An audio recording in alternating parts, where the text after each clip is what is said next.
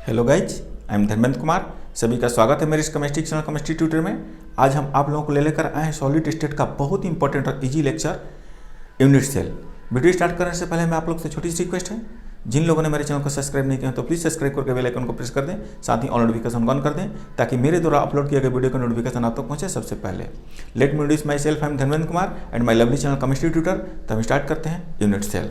सबसे पहले हम लोग यूनिट सेल का डिफिनीशन देखते हैं। तो वह यूनिट सेल जिसका हिंदी होता है इकाई सेल, और इसका डिफिनीशन होता है कि द स्मॉलेस्ट यूनिट और geometrical position of the crystal lattice which can be used as repetitive unit to build up the whole crystal. इसको हिंदी में हम इस तरह से परिभाषित कर सकते हैं, क्रिस्टल जालक की सबसे छोटी इकाई या ज्यामितीय स्थिति जो संपूर्ण क्रिस्टल के निर्माण के लिए पुनरावृत्ति इकाई के रूप में उपयोग हो सके। इसको हम लोग ऐसे समझते हैं, यदि 3D में क्रिस्टल का फॉर्मेशन करना हो तो स्फेरिकल एटम्स, मॉलिक्यूल्स या आयंस को 3D में अरेंज करना होगा। ये हो गया आपका लेंथ, ब्रेथ और जो है ये हो गया लेंथ, ब्रेथ और हाइट। 3D में ये स्फेरिकल एटम, मॉलिक्यूल्स, आयन को अरेंज किया गया है। तो अगर हम 3D अरेंजमेंट करें एटम, मॉलिक्यूल्स, आयन का, तो 3D में क्रिस्टल का फॉर्मेशन होता है। अब अगर इन स्फीयर के सेंटर को हम पॉइंट से इंडिकेट करें, मान लीजिए कि जितने भी सेंटर हैं इस स्फेरिकल एटम, मॉलिक्यूल्स, आयन के, उसको हम इस तरह से पॉइंट से इंडिकेट करें, तो इस पॉइंट को हम लोग लैटिस पॉइंट कहते हैं। जो भी मान लो ये है, ये जो भी है, इसको हम लोग लैटिस पॉइंट कहते हैं, मीन्स जालक बिंदु कहते हैं। और अगर हम सभी पॉइंट को मैच कर दें तो उसको हम लोग स्पेस लैटिस कहते हैं, मीन्स आकाशीय जालक कहते हैं। सपोज जैसे मान लो कि हम यहाँ इसको मैच कर रहे हैं,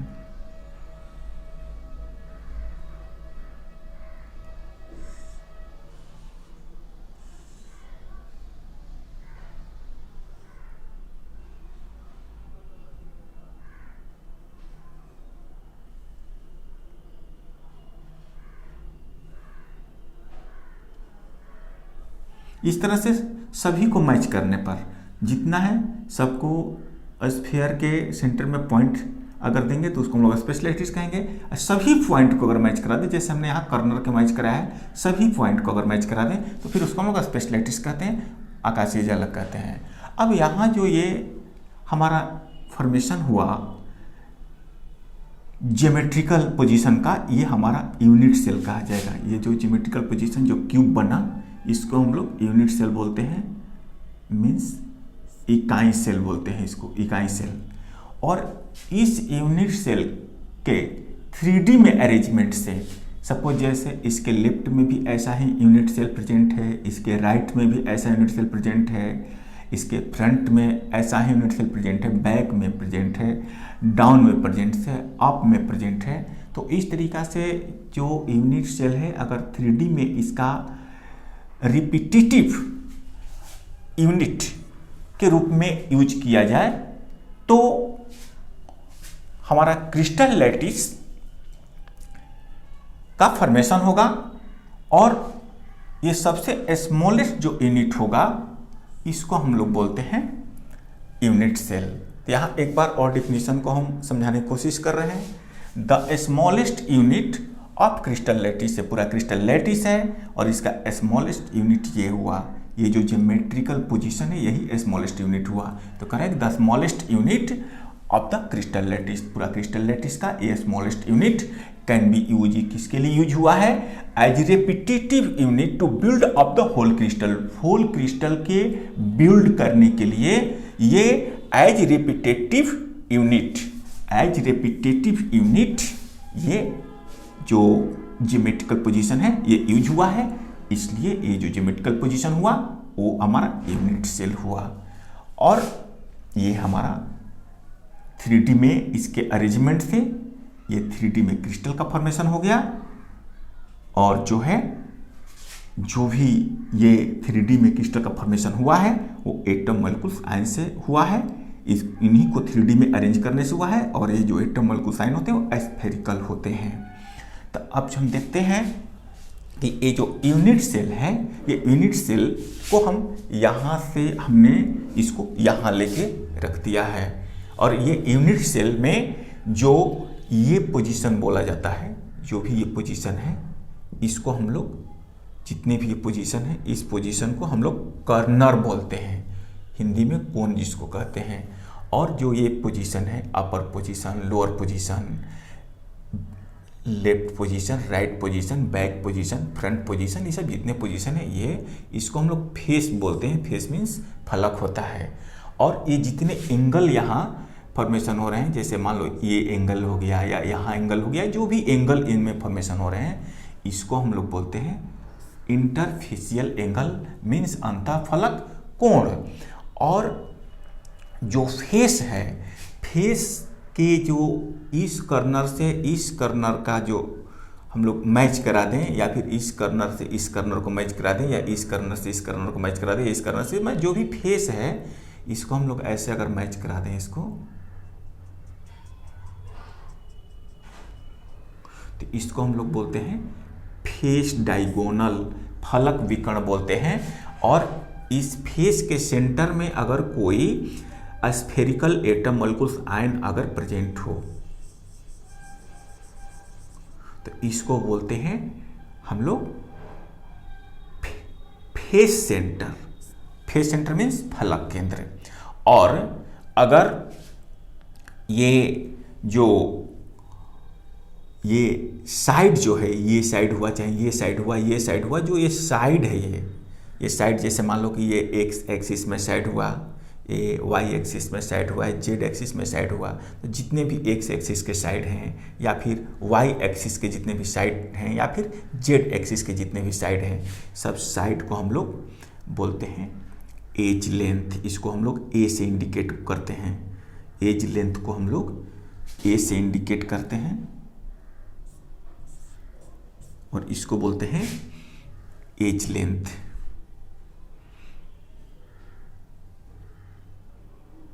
एज लेंथ हो गया, यानी कि जितने भी ये हैं, ये मान लो कि ये एक्स एक्सिस हो गया, जितने भी एक्स एक्सिस में है, ये वाई एक्सिस हो गया, जितने भी वाई एक्सिस में, ये जेड एक्सिस हो गया, जितने भी जेड एक्सिस में, सबको हम लोग एज लेंथ या लेंथ ऑफ साइड बोलते हैं, हिंदी में कोर की लंबाई। और इसके सेंटर पर कोई भी एज लेंथ के, चाहे यहाँ हो, चाहे यहाँ हो, चाहे यहाँ, जिसके सेंटर पर अगर कोई atom molecules ion spherical present हो, तो फिर इसको हम लोग बोलते हैं एज सेंटर, मीन्स कोर केंद्र बोलते हैं इसको।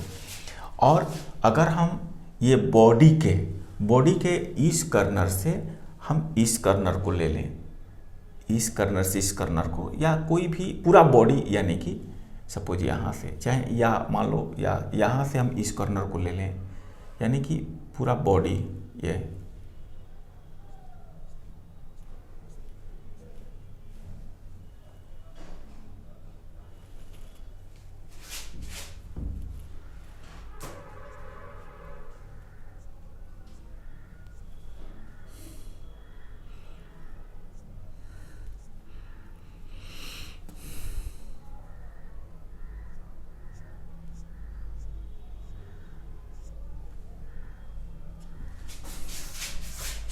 थोड़ा सा इसको करेक्ट कर रहे हैं।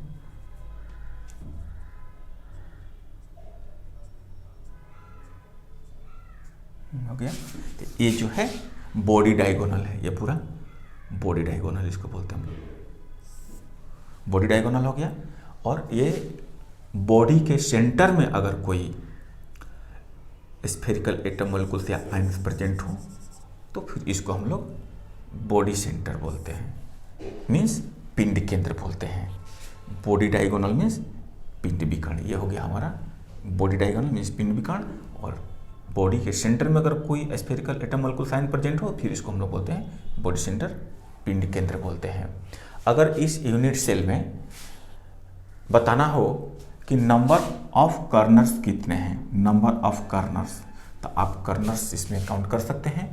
1 2 3 4 5 6 7 8 कर्नर्स हैं। अगर इसमें बताना हो नंबर ऑफ फेस, इस यूनिट सेल में फेस कितने हैं, चाहे किसी भी यूनिट सेल में फेस कितने होते हैं, तो वो हो गया अपर face, lower face, left face, right face, back face, front face, यानी कि टोटल 6 नंबर ऑफ फेस हो गया 6। और जो नंबर ऑफ एज यानी कि साइड जिसको हम लोग कह सकते हैं, तो एज मीन्स ये एक्स डायरेक्शन में हमारा 1 2 3 4 एक्स डायरेक्शन में एज है, फिर वाई डायरेक्शन में 1 2 3 4 और जेड डायरेक्शन में 1 2 3 4, यानी कि टोटल जो है 12।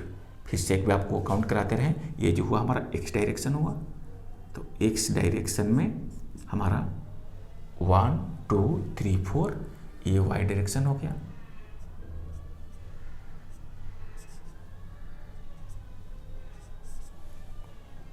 तो वाई डायरेक्शन में भी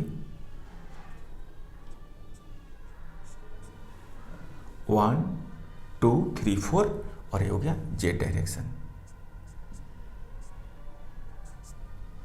जेड डायरेक्शन में यानी कि 1 2 3 4, तो टोटल जो है नंबर ऑफ एज जो हुआ वो हो गया 12। अगर हम लोग को बताना हो नंबर ऑफ बॉडी, तो यूनिट सेल में ओनली 1 बॉडी होता है। फोर्थ में लिख सकते हैं नंबर ऑफ बॉडी,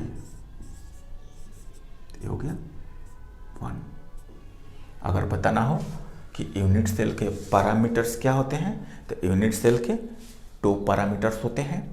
एक जो होता है एक्स डायरेक्शन, वाई डायरेक्शन और जेड डायरेक्शन में लेंथ, जिसको हम लोग एज लेंथ बोलते हैं।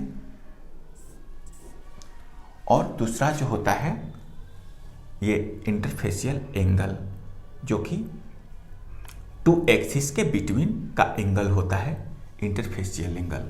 तो ये हमारा यूनिट सेल का पैरामीटर्स होते हैं। आप लोग इसको कॉपी करें।